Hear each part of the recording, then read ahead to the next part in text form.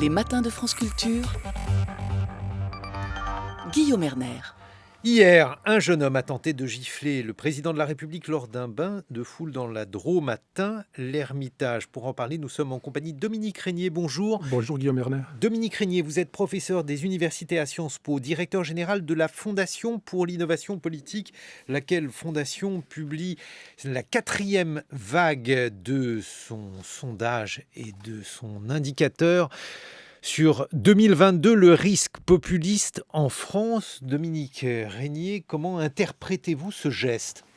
Il y a une dimension qui vient à l'esprit de chacun, qui est l'idée d'un geste qui est le fait d'une personne avec une complexion particulière, atypique. Voilà, on peut avoir cette hypothèse-là à l'esprit. Ce sont des choses qui peuvent arriver. Mais l'autre idée quand même que l'on peut avoir, c'est que c'est un geste qui s'inscrit dans un contexte de tension croissante, d'une forme de violence, alors souvent très rhétorique, on l'avait déjà indiqué. D'ailleurs, j'écoutais avec beaucoup d'intérêt la revue de presse de Camille Magnard sur ce qu'il disait sur les réseaux sociaux en Algérie, d'après la presse algérienne. Ce sont des choses que, bien sûr, on vit de la même façon. Ces réseaux nous sont tous communs. Il y a une montée en puissance de la violence, comme si on ne pouvait... Rhétorique, d'accord, rhétorique. Et comme si on ne pouvait plus avoir une interaction politique sans qu'elle soit de l'ordre de la confrontation. Il y a un moment où, je crois, c'est mécanique, il y a un moment où cela devient de la violence physique. Elle a déjà eu lieu, la violence physique, à plusieurs reprises, et pas, je ne dirais pas spécifiquement contre le président. On n'est pas dans un espace public politique. Vous voulez dire contre d'autres élus également ? Les élus, les dépositaires de la puissance publique, les policiers, les pompiers, le personnel soignant, quelques enseignants aussi, des drames parfois. Samuel Paty dans un registre très différent. Et donc, nous sommes... Les journalistes. Les journalistes, bien sûr, vous avez raison, les journalistes. Et on n'est pas surpris, en fait, je trouve, quand on voit ce geste, cet événement. On a l'impression que c'est ce que l'on redoute, c'est ce que l'on attend, une dégradation supplémentaire. Le président de la République a cherché à relativiser ce geste, cette gifle qu'on a tenté de lui infliger hier. Pourquoi, Dominique Régnier ? Je me dis que la première chose, sans doute, à montrer, c'est que, d'une certaine manière, ça ne l'atteint pas. Dans sa fonction qu'il doit exercer, je ne sais pas ce qu'il a ressenti intimement, ça doit être une drôle d'expérience, parce que ça doit quand même créer des pensées nombreuses. Mais montrer que ça n'a pas fragilisé l'institution, que le chef de l'État poursuit son travail dans un pays qui a un doute profond depuis pas mal de temps sur l'efficacité des institutions qui sont les siennes, les raisons qu'il y a de participer à ce jeu politique que sont nos élections, l'efficacité de la décision électorale, de la souveraineté démocratique, qui fait émerger des pouvoirs à propos desquels, presque aussitôt, l'opinion dominante est la déception. Le Monde écrit que c'est cette gifle, le scénario catastrophe que voulait à tout prix éviter l'Élysée. Qu'en pensez-vous ? Dominique Régnier, l'idée serait notamment qu'il est aujourd'hui compliqué pour le président de la République d'aller à la rencontre des Français. Oui, Guillaume Erner, moi ça me paraît important, ça, parce que je veux dire une chose simple, mais il me semble que dans les systèmes politiques, la démocratie se caractérise par l'idée d'un pouvoir qui émane du peuple. Non seulement parce que le peuple est souverain et qu'il vote, mais aussi parce que celle ou celui qui va gouverner est un du peuple et qui va y retourner à la fin de son mandat. Il n'y a pas de destin exceptionnel, il n'y a pas de sang bleu, il n'y a pas de Superman ou de Superwoman qui vient par nature gouverner les autres. Ils sont choisis par les mêmes qu'eux. Et donc ça suppose la proximité, la ressemblance, ça suppose le contact. La démocratie suppose le contact. À partir du moment où il y a ce type d'agression, qui là, par chance, n'était pas plus dangereuse que cela, mais ça a été dit dans les commentaires, une arme, un couteau, et l'affaire était différente, il y aura inévitablement une fermeture supplémentaire, des contrôles plus étroits, une distance plus grande, et donc le sentiment d'un pouvoir qui se retranche derrière les murs de l'Élysée. Ce sera une source de plus de cette idée que qu'ils ne nous représentent pas, ils sont éloignés de nous, ils ne vivent pas comme nous, alors que nous les avons élus, aussitôt on ne les reconnaît plus. Donc c'est vraiment un mécanisme par lequel la démocratie va être attaquée un peu plus. Bon, mais pour autant, Dominique Régnier, ce président de la République n'est pas le premier qui est visé par des gestes violents. Il est probable que celui qui a été le plus attaqué, auquel d'ailleurs on a tenté d'ôter la vie à plusieurs reprises, c'est le général de Gaulle. C'est le général de Gaulle, je crois que c'est ça tout à fait certain. Et d'ailleurs, je me faisais la réflexion, l'attentat le plus grave, le petit Clamart, où il a quand même été mitraillé dans sa voiture, l'attentat du petit Clamart a été mené par un complot très organisé, dont le chef, Bastien Thierry, était... ça m'a frappé parce qu'il est d'inspiration monarchiste. On peut le dire ici à ce micro parce que c'est France Culture, mais Bastien Thierry, lors de son procès, a totalement assumé son geste.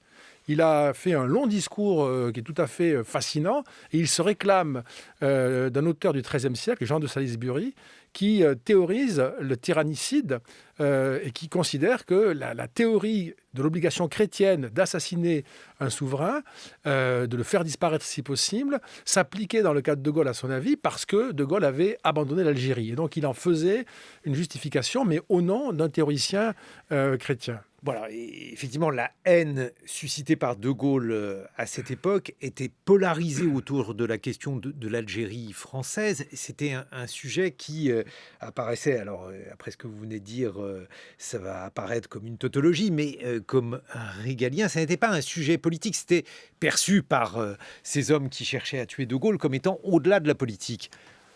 Oui, c'est le rapport, le reproche qui est fait par Saint-Thierry, c'est de mon souvenir de son texte, c'est le reproche d'avoir rompu avec l'histoire de France. Hein, donc c'est très profond, c'est très radical. Mais ça veut dire aussi, par rapport à la scène d'hier, qu'il y a possiblement quelque chose de politique dans ce geste. Et moi, je suis hésitant là-dessus parce que je ne sais pas qui est cette personne, quelles sont ses motivations. On lit très peu de choses, et c'est bien normal à son sujet aujourd'hui.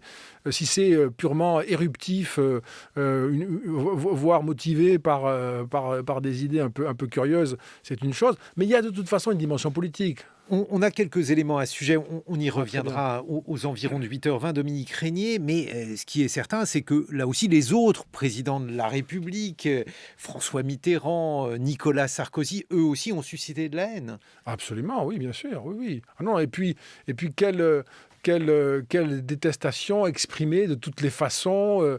Alors, avec les moyens de l'époque. Si on pense à François Mitterrand, on sait qu'il a cessé d'être président en 1995. Le web est né en 1994, donc Mitterrand n'a pas connu ça.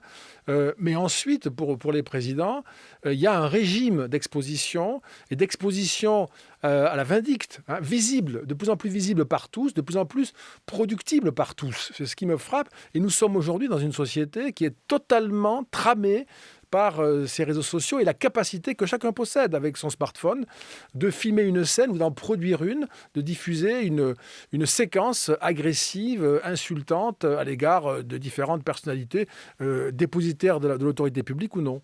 Le fait de considérer qu'Emmanuel Macron a rompu avec les pratiques politiques traditionnelles, le bipartisme par exemple, en tentant de créer un parti nouveau. Alors ensuite, je vous laisserai nous dire ce que vous pensez aujourd'hui de l'État, justement à la fois de ce parti et de la scène politique française. Est-ce que ça n'a pas aussi pour conséquence de focaliser toute une série d'affects sur sa personne ? Ouais, je crois ça. Moi, mon hypothèse, je l'inverse un peu, si vous me permettez. Moi, j'ai plus le sentiment que c'est l'effondrement des partis qui structuraient jusque-là notre vie politique depuis, en gros, les années 60. C'est leur effondrement, c'est leur épuisement, leur absence de régénération qui a ouvert un espace qui a été occupé par des entrants comme Emmanuel Macron en 2017 et qui a permis à des outsiders comme Marine Le Pen de se retrouver au second tour. C'est parce que le système s'est effondré, notamment, alors la partie la plus visible et la plus proche, c'est 2016, les primaires qui ont été une sorte de massacre des différents leaders des partis, en tout cas pour ce qui concerne le PS, les LR ou même les écologistes par eux-mêmes. Donc c'est un effondrement préalable. Et ensuite, oui, le président élu, Macron, doit construire une force politique qui, à ce jour, n'a pas réussi ni à prendre forme, ni à prendre force. Donc ça repose, vous avez raison, presque exclusivement sur le président. Il concentre en effet, de ce point de vue-là, les critiques et hors du champ rationnel de détestation. Mais c'est aussi, et moi je crois que c'est une bonne idée de le replacer dans ce contexte-là d'interprétation, c'est aussi la désintermédiation. Il n'y a plus de médiation reconnue. D'ailleurs, le procès se porte contre les médias, contre les politiques. C'est les réseaux sociaux d'un côté, moi ce que j'appelle, dans des cas, on ne va pas faire un colloque là-dessus, mais enfin sur des formes de populisme qui sont le refus des partis, le refus de la représentation nationale élue au sens de l'antiparlementarisme, des intermédiaires dans une société qui ne sait plus faire fonctionner ces médiations, que ce soit sur le plan des partis politiques, sur le plan de la vie parlementaire ou même sur le plan médiatique. Bon, mais à cet égard, il n'est pas le seul. C'est-à-dire que pour le Rassemblement national, il est compliqué d'imaginer un Rassemblement national qui n'aurait pas à sa tête Marine Le Pen. Pour la France insoumise, c'est un peu la même question pour Jean-Luc Mélenchon. Il y a de plus en plus une personnalisation des mouvements politiques, Dominique Régnier. Oui, c'est une personnalisation qui n'est pas, comme vous le savez bien, qui n'est pas nouvelle, qui change par rapport aux époques antérieures dont nous avons le souvenir, où il y avait toujours, à gauche comme à droite, dans le champ politique, des fortes personnalités autour desquelles se structurait une organisation et sa représentation publique. Mais il y avait aussi, me semble-t-il, autour de ces fortes personnalités, il y avait des personnalités de second rang qui étaient de fortes personnalités, à droite comme à gauche. Et on pourrait, chacun a ses souvenirs, mais enfin on a beaucoup d'exemples à donner. Aujourd'hui, c'est un peu différent parce qu'on a des personnalités qui sont presque les seules et qui représentent au fond des mouvements. Alors ce serait injuste de le dire pour le gouvernement parce qu'il y a quand même, il y a le Premier ministre, il y a le ministre des Finances, mais malgré tout, il y a une sorte de...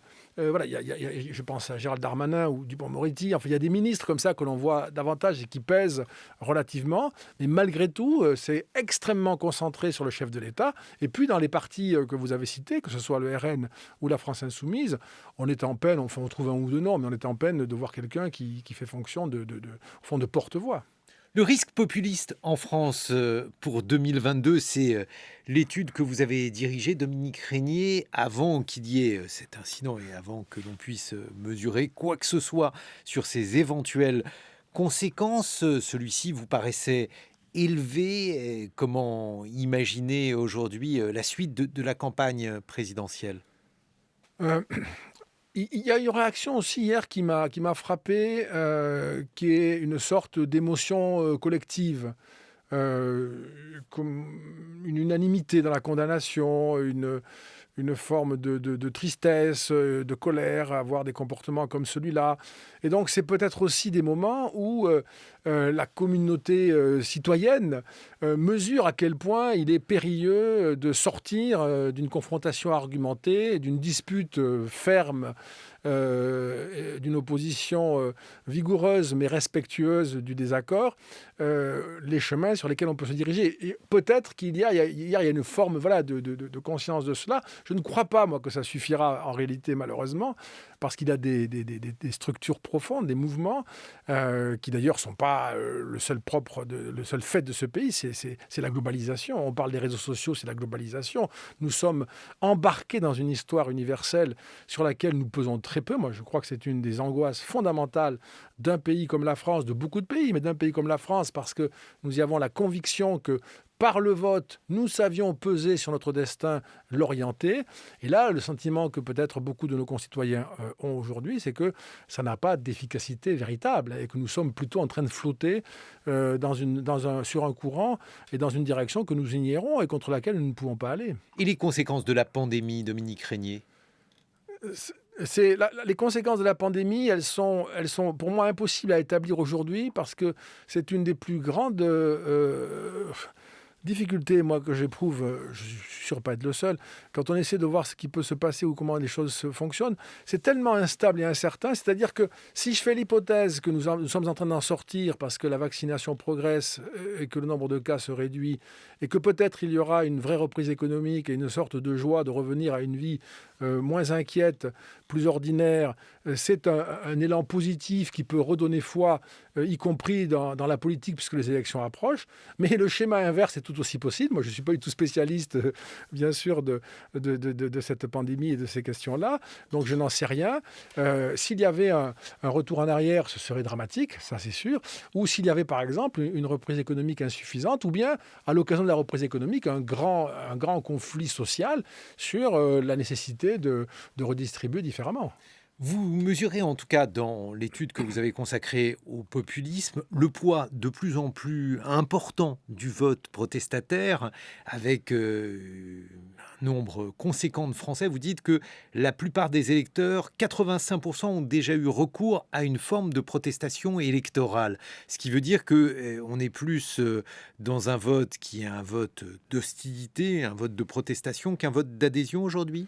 Oui, alors si vous me permettez, Guillaume Erner, juste de dire ce que je mets dedans, parce que c'est contestable comme contenu, mais c'est un peu l'exercice. Je mets dans cette protestation électorale le vote en faveur de partis qui sont, de manière ou d'une autre, anti-système, c'est-à-dire les partis d'extrême gauche, partis populistes comme le Rassemblement national, partis populistes comme la France insoumise, et j'associe à ça le vote en faveur de Nicolas Dupont-Aignan, plus l'abstention et le vote blanc. Et là, il y a beaucoup à dire, on pourrait dire que ce n'est pas tout à fait la même chose, alors, je suis d'accord avec ça. Mais globalement, je prends ça comme critère, et j'ai aujourd'hui 78% des Français qui sont disposés à faire cela, l'un ou l'autre de ces gestes, en 2022. Il me semble que c'est l'expression d'un désarroi, d'un désarroi politique. On ne sait pas comment faire porter ces revendications, on ne sait pas comment recevoir une explication sur le sens de notre histoire, et c'est que ces réponses-là ne sont pas apportées. Et oui, parce que ce qui est particulièrement frappant, c'est que dans les chiffres que vous donnez, alors on peut éventuellement discuter de la définition que vous faites pour le vote populiste, mais si on reprend les critères que vous utilisez, Dominique Régnier, on arrive à un pourcentage du vote populiste aux alentours de, par exemple, entre 17 et 14% pour les élections de 65, 69, 81 et 36% aujourd'hui, c'est-à-dire qu'on a une pente qui est nettement ascendante. Oui, même si on prend ma catégorie par rapport non pas au sondage mais au bulletin, ça monte sans cesse et le point le plus haut c'est 2017 avec 61% au premier tour. En comptant donc les votes anti-système, plus ceux qui ne se sont pas dérangés ou ceux qui ont voté blanc. Donc le système est en train de ne plus du tout réguler. Hein. Mais peut-être que là aussi, le fait de se présenter comme anti-système pour des candidats potentiels qui aujourd'hui sont quand même inscrits dans le paysage politique depuis quelque temps, c'est devenu une forme de systématisme. C'est une forme de systématisme. Et d'ailleurs, il me semble même qu'Emmanuel Macron ne parvient à rivaliser qu'en s'efforçant d'être lui-même, ce que j'appellerais moi un hors-système. C'est-à-dire, je n'avais jamais été candidat avant, je ne suis pas quelqu'un que vous avez vu depuis 40 ans ou 25 ans. Certes, je ne suis pas, j'ai fait l'ENA ou je ne sais quoi, mais voilà, je suis hors système. Enfin, ça a marché en 2017. Ce sera plus compliqué en 2022, bien sûr. On va continuer d'évoquer cette situation politique particulière, ces formes de violence contre les hommes politiques, contre Emmanuel Macron hier, mais aussi cette vidéo d'un youtubeur, Papacito, contre cette fois-ci la France insoumise. On va l'évoquer avec vous, Dominique Régnier. Vous êtes professeur des universités et directeur général de la Fondation pour l'innovation politique et vous serez rejoint par Mathieu Suc, journaliste à Mediapart, et Mélanie Gourarier, qui est anthropologue au CNRS. Il est 8h sur France Culture. Excellent réveil à tous. 7h, 9h, les matins de France Culture. Guillaume Erner. Et l'on continue d'évoquer la violence en politique. Nous sommes en compagnie de Dominique Régnier, professeur des universités à Sciences Po, directeur général de la Fondation pour l'innovation politique, laquelle fondation publie la 4e vague de son travail sur le risque populiste en France en 2022. Nous sommes également en duplex avec Mathieu Suc. Bonjour Mathieu Suc. Bonjour. Vous êtes journaliste à Mediapart auteur d'une série d'enquêtes sur l'extrême droite. Vous travaillez aujourd'hui sur le djihad et vous avez notamment publié Les espions de la terreur aux éditions HarperCollins. Et puis Mélanie Gourarier, bonjour, vous êtes anthropologue au CNRS, spécialiste du genre et de la sexualité. Mathieu Sucre, que sait-on aujourd'hui sur les personnes, puisqu'il y en a 2 qui sont aujourd'hui en garde à vue, qui... l'un a giflé Emmanuel Macron hier et l'autre serait son complice.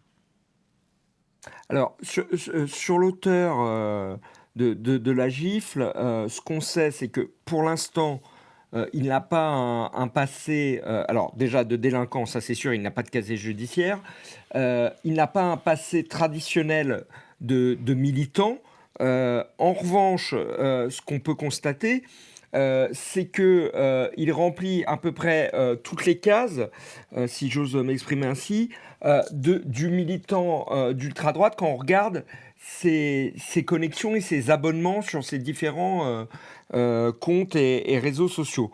Il suit le youtubeur Papacito, donc, qui a fait cette vidéo dont on a parlé en début de semaine, où il s'en prenait à un pseudo-militant de la France présenté Insoumise. comme gauchiste. Il suit des gens comme Henri Delesquin, il regarde Valeurs Actuelles et tout un tas de gens de ce qu'on pourrait appeler la fachosphère. Donc voilà, et par ailleurs, il a donc cette association, enfin il donne ses cours de kendo. Je relisais, là vous faisiez mention à la série d'articles qu'on a publié courant mai avec Marine Turki. Je relisais, et donc ça s'appuyait sur un rapport du parquet général de la Cour d'appel de Paris dédié à l'ultra-droite. Et ce qu'il racontait, il disait justement l'ultra-droite recrutait beaucoup dans les clubs d'arts martiaux, dans les milieux masculinistes, on en parlera tout à l'heure. Voilà, et cette personne-là, sans être quelqu'un qui faisait clignoter des voyants, qui pouvait avoir des signaux d'alerte, il coche encore une fois toutes les cases, donc on est dans quelque chose malheureusement d'assez classique de cette ère du temps actuelle. Mais alors, ce qui est quand même étonnant, Dominique Régnier, donc cet homme aurait crié Montjoie à Saint-Denis, et on l'a appris, c'était le cri de guerre des chevaliers français poussé donc au moment des croisades. Bon, tout cela semble un petit peu anachronique. Est-ce que véritablement on a affaire à un comportement qui peut refléter une certaine tendance au sein du corps social, ou bien a-t-on affaire à quelque chose qui relève de l'exception statistique ou de l'anomalie dans le paysage politique actuel? Moi, spontanément, je sais peu de choses. J'apprends de ce que dit la Mathieu Sucre à l'instant. J'apprends beaucoup d'informations. Je sais peu de choses. Spontanément, je vous répondrai que ce sont des anomalies nombreuses. C'est-à-dire, au fond, c'est le résultat de ce que j'appellerais une désinstitutionnalisation de la politique. Et donc, on a comme ça des tas d'individus qui flottent avec des liens plus ou moins forts dans des systèmes de réseau qui font sens pour eux-mêmes, qui d'ailleurs peut-être font sens aussi quand on en regarde la construction, la structuration. Pas tout à fait quand même. Je voudrais juste dire aux auditeurs qui savent ce que c'est que le kendo, que ça n'est pas ni un sport de brute, ni un sport véritablement orienté vers l'usage. C'est un art martial avec des sabres de bois qui est magnifique et qui renvoie aux grandes traditions japonaises. Donc, il faudrait voir un peu ce que ça implique en réalité tout cela. Mais manifestement, on a aujourd'hui des individus qui ne sont plus pris par des idéologies construites, ne sont plus dans des réseaux de mobilisation partisane ou syndicale, ne sont plus associés à des mouvements de type sociaux, structurés, et donc sont livrés à eux-mêmes et au fond, se mettent en relation avec les autres assez largement par les réseaux sociaux.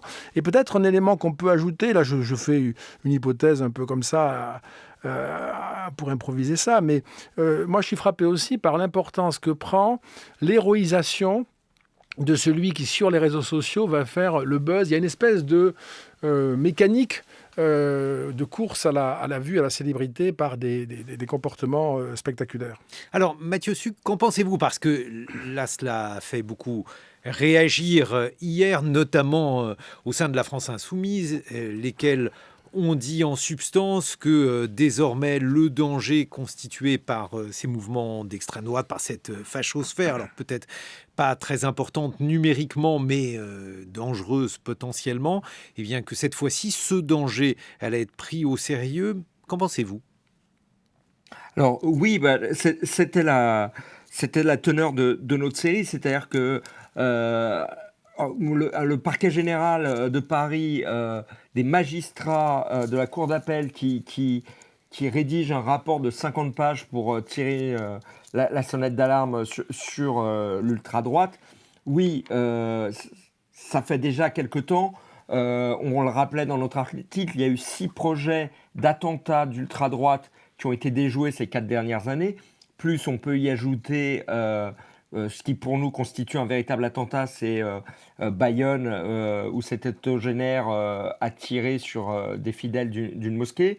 Il y a une réalité qui est prise en compte. Et pour ajouter à ce que me disait M. Régnier sur l'anomalie statistique, oui, à l'heure actuelle, les services estiment à 1000 personnes véritablement dangereuses et 2000 militants qui les suivent. Donc ça fait quand même 3000 personnes. C'est à la fois statistiquement pas énorme, on regarde la population française, mais quand on compare par exemple avec les sympathisants djihadistes, on commence à se rapprocher de ces statistiques. Donc le phénomène est pris en compte.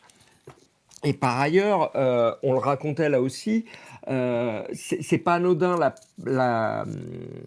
dans les milieux d'ultra-droite, la personne d'Emmanuel Macron, dès le début de son mandat, et là encore ça a été analysé par les magistrats, hein, ce n'est pas moi qui le dit, a suscité une haine importante qui se nourrit de complotisme, teintée d'antisémitisme, parce que Emmanuel Macron serait l'homme des Rothschild, et on voit sur ces réseaux et ces comptes dont je vous parlais, il est présenté comme l'assassin d'une nation. Il y a eu un projet terroriste qui le visait, ou avec des gens qui ont été interpellés, et au-delà de la personne du président de la République, on voit que toute forme de pouvoir sont ciblées par ces gens-là. Je rappelle que le dernier projet démantelé par la DGSI, ça remonte à 1 mois, de l'ultra-droite, visait à commettre un attentat sur une loge maçonnique. Jean-Luc Mélenchon a été lui aussi la cible d'un projet à une époque. Il y a la vidéo de Papacito la semaine dernière. On voit bien que voilà, toutes les sphères supposées incarner le pouvoir, qu'elles soient d'opposition, qu'elles soient politiques ou philosophiques, se retrouvent ciblées parce que incarnant, cristallisant dans l'esprit de ces gens-là le pouvoir et l'oppression dont dont ils ont l'impression d'être victimes. Mathieu Suc, quels sont les liens de ces mouvements avec le Rassemblement national? Alors, il y en a pas directement, et même souvent... Alors, on voit souvent des gens qui sont passés par le RN qui vont dans ces groupes. Voilà. Et après, on est dans une espèce d'entre-deux où certains se disent que voilà, Marine Le Pen serait la moins mauvaise des solutions, si j'ose dire, et d'autres qui peuvent même être dans une haine de Marine Le Pen, qui est renvoyée comme quelqu'un qui serait molle et qui aurait trahi les idéaux d'origine. Donc là-dessus, il y a vraiment beaucoup de... Enfin, on retrouve de tout. Et vous savez, on va publier le dernier volet de notre série, alors normalement aujourd'hui, pour vous montrer aussi toute cette confusion idéologique et le fait que, je crois que M. Régnier le disait tout à l'heure, voilà, on n'est pas dans les représentations qu'on a pu connaître auparavant. Dans le papier qu'on va publier, on raconte une scène où 2 membres d'un groupe qui projetait des attentats islamophobes veulent en recruter quelqu'un, et quand ils rencontrent ce candidat pour intégrer leur groupe, le chef se vante d'être un ancien de l'OS, et son lieutenant, lui, se vante d'être un ancien du SAC. Et ça crée un petit malaise parce qu'ils se rendent compte qu'ils viennent d'opposer à l'origine. On voit bien que ça brasse très large et du coup, c'est compliqué d'avoir une vision. Ça heurte un peu les clichés qu'on peut avoir sur ces mouvements tels qu'on les a connus par le passé. Qu'est-ce que vous en pensez, Dominique Régnier ? On a affaire, alors vous parliez de cumul d'anomalies statistiques. A-t-on affaire à quelque chose qui est radicalement en rupture par rapport à des partis qui ont choisi la représentation, la République, puisque le Rassemblement national est un parti qui se présente régulièrement aux élections et tous les responsables hier ont condamné l'agression dont a été victime le chef de l'État, ou bien est-ce qu'on a affaire à une continuité, même si c'est une continuité désavouée, entre le Rassemblement national et ses militants actifs et agressifs?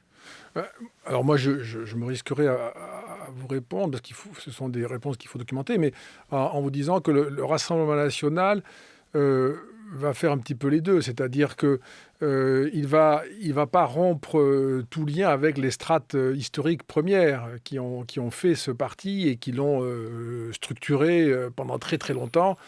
Mais l'autre aspect, c'est que le RN, comme vous l'avez rappelé, qui cherche en fait à entrer dans le système et à y occuper une place pleine et entière, est obligé d'essayer de se débarrasser des plus voyants. Je voyais que hier ou ce matin, je ne sais plus, mais Marine Le Pen a décidé de retirer son investiture dans un canton pour un candidat du RN qui a tenu des propos racistes avérés. Donc il y a cette espèce d'entre-deux, mais il me semble que si par hypothèse, le RN se débarrassait entièrement de cette strate historique, elle ne cesserait pas d'exister. Et du coup, elle serait probablement attentive à se réorganiser en dehors du RN sous une autre forme. Et puis, l'autre question qui se pose, c'est la question, donc, au travers de ces différents mouvements, de cette fachosphère, comme on l'appelle, et un mot est apparu. Ce mot, c'est le mot de masculinisme. Mélanie Gourarier, vous êtes anthropologue au CNRS, vous êtes spécialiste du genre et de la sexualité. Il faut nous expliquer ce qu'est le masculinisme. Alors, le masculinisme, si on s'en tient à le définir ou à s'arrêter à essayer de circonscrire un groupe de personnes, on échoue en fait à le penser. Le masculinisme, c'est d'abord une idéologie particulièrement diffuse et qui consiste à penser finalement que il y existerait une condition masculine spécifique, que cette condition masculine serait aujourd'hui menacée, voire en position subordonnée, et qu'il faudrait donc s'attacher à la défendre. Et en quoi Papacito, donc ce youtubeur qui a menacé la France insoumise il y a quelques jours, est représentatif justement de ce mouvement masculiniste, Mélanie Gourarier? Alors il y a, et c'est ça qui est intéressant, on le voit, il y a des liens très forts entre le rapport aux politiques et la question de la masculinité. Quand on travaille, quand on est dans le champ des études des masculinités, on se rend compte qu'il y a toujours un lien entre le rapport aux politiques et la façon dont on va masculiniser le politique. Et là, on a vraiment un cas de figure intéressant, puisque finalement, une des visées en fait, du masculinisme, et un des problèmes qu'il souligne, auquel il s'attaque, c'est de dire que on serait dans une forme de féminisation de la société et qu'il faudrait réinjecter dans le monde social des valeurs des valeurs masculines. C'est quelque chose qui doit être distingué, justement, le virilisme et le masculinisme, Mélanie Gourarier? Oui, tout à fait. C'est pour ça que je me suis reprise. C'est que le virilisme, c'est surtout un mode de pensée qui s'intéresse à un type de masculinité particulièrement outrancière, particulièrement visible. Le masculinisme, on a tout un panel d'idées masculinistes qui peuvent aller de la plus violente à la plus entre guillemets douce, en tout cas celle qui est la plus masquée, la plus invisible. C'est-à-dire que les masculinistes auraient plus de variété dans leur représentation, plus de variété de manière d'être un garçon? C'est pas tellement ça, c'est que le virilisme pointe et s'intéresse uniquement à un type de masculinité, ce qui veut pas dire qu'il y aurait plus de manières d'être dans le masculinisme. C'est juste pas la même chose. Mais dans la volonté politique du masculinisme, il y a des stratégies plutôt que des identités, des stratégies différentes qui peuvent consister à soit se présenter plutôt comme en faveur en faveur d'un certain progressisme, ou alors se positionner comme davantage radical. Dominique Régnier, aux États-Unis, le masculinisme est une force politique. Il y a par exemple dans le Parti républicain des masculinistes assumés qui évoquent donc cette forme d'idéologie, comme l'a dit Mélanie Gourarier. En France, j'allais dire pas encore, en tout cas, ce n'est pas le cas aujourd'hui. Non, j'ai l'impression, alors je ne connais pas le sujet comme bien sûr Mélanie Gourarier, j'écoutais avec beaucoup d'attention. Je n'ai pas l'impression, mais peut-être que je ne sais pas voir ça, c'est bien possible. Je n'ai pas l'impression. Je me disais, et c'est peut-être quelque chose sur quoi Mélanie Gourarier peut aussi nous éclairer, je me disais, je suis frappé de voir que dans les partis populistes, assez fréquemment, la direction est donnée à une femme.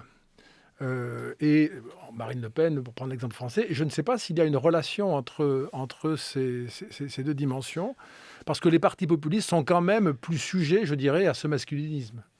Réponse Mélanie Gourarier, sachant qu'il y a quand même un attrait pour le masculinisme chez certains au Rassemblement national. Oui, alors c'est assez universellement répandu, le masculinisme. Alors s'il y a plus de femmes chez les populistes, là aussi statistiquement, j'en suis pas certaine. En tout cas, le masculinisme, c'est donc une idéologie qui peut être portée également par des femmes, qui est quand même à une immense majorité portée par des hommes, mais qui peut être malgré tout effectivement incarnée par certaines femmes. Mais qui est quand même largement incarnée, alors là, cette fois-ci, sur le plan théorique, je mets le terme entre guillemets, par des gens aussi divers qu'Éric Zemmour ou Alain Soral. Oui. Alors ça, c'est un peu les figures un peu les plus connues du masculinisme. Aujourd'hui, ce qui m'intéresse, moi, à titre personnel, dans mes propres travaux, c'est qu'il existe aussi une pensée masculiniste qui se positionne comme progressiste et qui dissimule en fait une volonté de conserver ou de défendre des intérêts masculins sous couvert de se positionner comme en faveur d'un certain progrès social, etc. Donc il existe véritablement tout un éventail en fait de positionnement. Et il me semble que quand on appréhende ce masculinisme, il ne faut pas regarder que ce qu'il se joue en fait du côté des positions les plus radicales. Mais alors, sans aller, je ne sais pas, je vous laisse les qualifier si elles sont radicales ou pas. Le discours, par exemple, d'Éric Zemmour qui consiste à dire le mâle blanc est aujourd'hui menacé, c'est ce discours-là, par exemple, qui a été particulièrement attirant pour une partie de l'électorat aux États-Unis. Oui, alors oui, c'est vraiment cette idée-là globalement, c'est d'une masculinité effectivement qui serait aujourd'hui en très grande souffrance, qui serait menacée. C'est vraiment le masculinisme, c'est s'accaparer une position qui n'est pas dans une certaine réalité sociologique la leur. Donc revendiquer une position subordonnée. Donc c'est cette façon de revendiquer une position subordonnée leur permet ensuite finalement de revendiquer des droits dont ils ne disposeraient plus, en fait. Et est-ce que l'on pourrait dire qu'un certain nombre de figures du Rassemblement national, comme messieurs, par exemple, Odoul, Rochdy, seraient représentatifs de cette idéologie-là ? Ils sont complètement représentatifs. Ils sont représentatifs de cette idéologie-là de façon, je dirais, la plus outrancière. C'est vraiment l'aspect le plus visible du masculinisme. Il en existe bien d'autres. Qu'en pensez-vous, Mathieu Suc, dans ces mouvements d'extrême droite ? Alors là, cette fois-ci, on quitte le terrain politique pour aller dans le terrain de l'activisme et de l'activisme violent. Quel poids, aujourd'hui, de ces idéologies ? Je suis tout à fait d'accord avec tout ce qui vient d'être dit. On a fait, nous, toujours là dans notre série pour Mediapart, on a fait un article dédié justement sur... plus que le masculinisme, c'était l'antiféminisme qui était vecteur... Du terrorisme comme ça, d'ultra-droite. C'est un biais de recrutement. Et les noms dont vous parliez, Rochdy, Soral, tout ça, c'est aussi des passerelles, effectivement, où sur un discours masculiniste, viriliste aussi par moment. Voilà, on va recruter des gens qui vont après basculer et qu'on retrouve dans des projets violents. Et par ailleurs, vous le rappeliez en préambule, je travaille, l'essentiel de mon temps est consacré à l'étude du djihad. Et j'avais fait un livre sur les femmes de djihadistes. Et c'est terrible, mais en fait, on voit beaucoup de rapprochements. C'est-à-dire que beaucoup d'hommes et de femmes qui ont été attirés par la cause djihadiste, c'était aussi parce qu'ils avaient une vision de la société où l'homme serait menacé par un genre métrosexuel. Enfin, c'est-à-dire si on retrouve en fait une inclinaison d'extrême droite chez les djihadistes, qui à cet égard n'est pas très surprenant. Dominique Régnier, et juste si vous me permettez, il y a une dernière chose, c'est que dans cette masculinité qui serait mise à mal, un des ressorts, et ça nous ramène à la gifle, c'est aussi une vision du passé fantasmé, et notamment tout ce qui est le Moyen-Âge, les chevaliers. On le retrouve beaucoup dans les gens d'ultra-droite, et c'est pour ça que l'identité, le profil du gifleur me semble intéressant à ce domaine. Excusez-moi, pardon. Je vous en prie. Dominique Régnier, on voit en tout cas apparaître dans ces discours de nouveaux objets, donc par exemple le masculinisme, une manière de considérer qu'il y a une certaine part de leur identité qui serait menacée par les évolutions actuelles, donc là en l'occurrence par la place croissante des féministes, mais aussi peut-être parce que c'est très important dans le discours des masculinistes aux États-Unis, c'est la question donc des menaces dirigées contre le mâle blanc. Oui, alors moi j'ai goûté beaucoup d'intérêt et notamment je me disais qu'au fond, si je suivais les propos de Mélanie Gourarier, il y avait une doctrine qu'on pouvait porter et une idéologie qu'on pouvait revendiquer, et puis aussi apparemment un type de comportement qui même sans doctrine peut relever du masculinisme, si j'ai bien compris ce que disait Mélanie Gourarier, par les exemples qu'elle donnait. Et oui, moi je crois que on touche à un aspect de ce que moi je désigne comme la déstabilisation existentielle, c'est-à-dire nous sommes dans des sociétés où différents pans de la population, par des raisons différentes, parfois convergentes, ont en commun de se sentir mis à l'écart, expulsés du monde qu'elles habitaient, remis en question dans leur identité, leur être, et ça crée évidemment une angoisse, et même c'est une des sources des colères.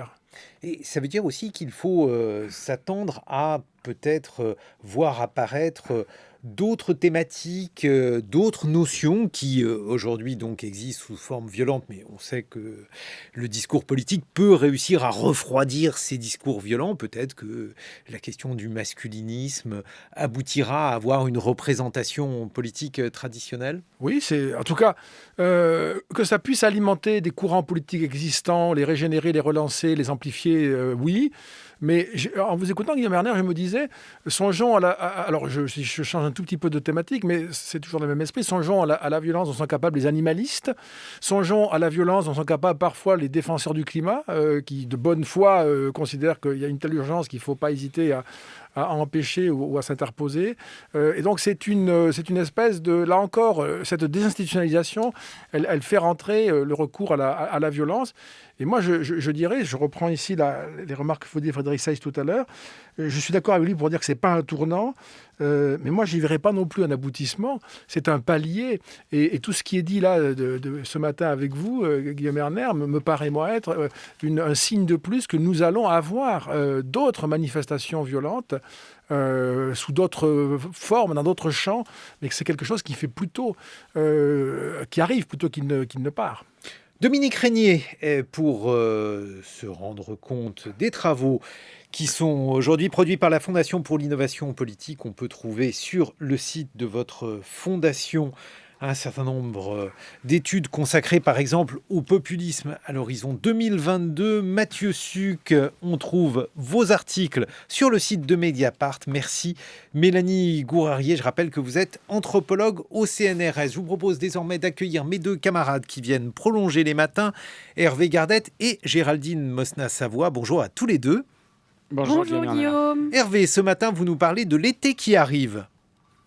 Oui, l'été qui sera chaud, en ville notamment. Et vous avez cherché justement une manière de refroidir tout cela, Géraldine. Je veux souffler après la gifle d'Emmanuel Macron. Alors j'ai regardé un film feel good, mais ça ne m'a pas réussi. Mince, vous allez nous raconter ça.